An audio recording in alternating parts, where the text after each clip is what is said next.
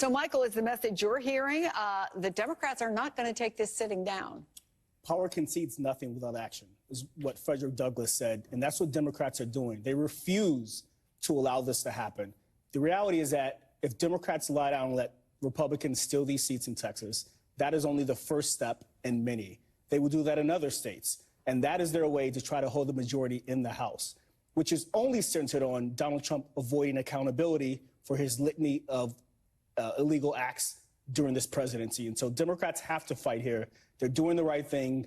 Leader Jeffries and Mr. Schumer are doing the right thing by leading that fight, and they should continue that. We know that there are feelings, and Donald Trump has been very successful at pushing this feeling that cities, like where I live, cities like Washington, D.C., are scary places. And whether or not that is supported by objective fact, is enough of the population convinced that crime is a more serious problem than the numbers might suggest? Well, he uses the gasoline of racism, and he's done this his entire life.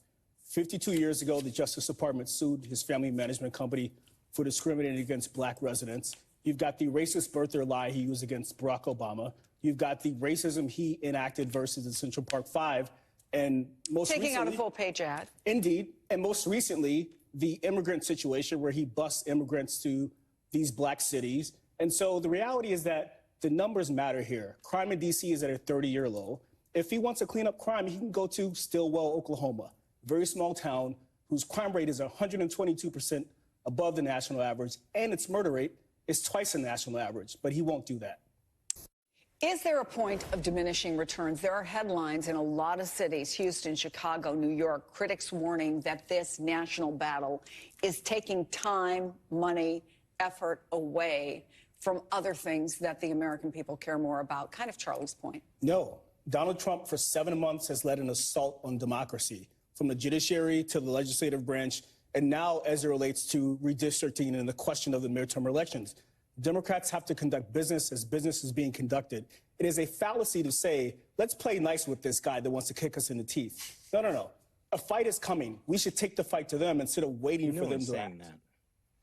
Are they at a disadvantage, a structural disadvantage, the Democrats? No, they can get this done. And one more thing I want to say. Donald Trump has said, I'm looking to do this in other states as well. Donald Trump is saying there are no rules. So if you're the Democrats, don't say, well, we lost, but we did it the right way. There's no such thing as a moral victory. If you're the Democrats, you do whatever it takes to protect those congressional seats so that we have a free and fair election in the midterms.